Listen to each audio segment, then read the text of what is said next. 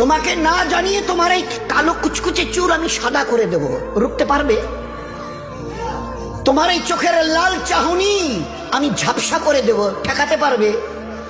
তোমার এই লোহার মতো মজবুত দাঁত 32টা 16 একটা একটা করে ট্রান্সফার করিয়ে দেব, তোমার কাছে কোনো পারমিশন নেব না, ধরে রাখতে পারবে? এইভাবে আস্তিন গোটানো মাসল ফোলানো ধরে রাখতে পারবে তো? এরকম করবে না তো?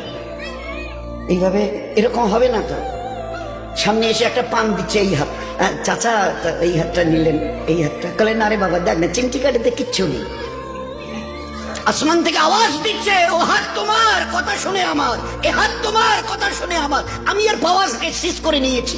এই দুটো পা যদি হনন হনন করে হেঁটে চলো, খালি একটা পায়ের যদি সামান্য একটু প্যারালাইসিস করে দিই না, তো জীবনভর করে হাঁটতে হবে। বেডরুম থেকে নিয়ে বাথরুম একদম লাগালাগি, অ্যাটাচড, আমরা বলি না অ্যাটাচড।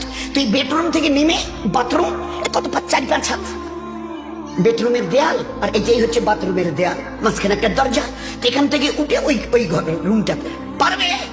আছে পাওয়ার? কিসের দেমাগ তোমার? কিসের এই অহংকার তোমার? শুনুনি কোনোদিন নবীজির কাছ থেকে অহংকার, তাকাব্বুর এটা আমার চাদর, বড়াই এটা আমার চাদর, আল্লাহ বলছেন। আর আমার চাদর ধরে যে টান দেয় তার ঠিকানা কোথায়? বলেন না, সবাই কম বেশি জানেন।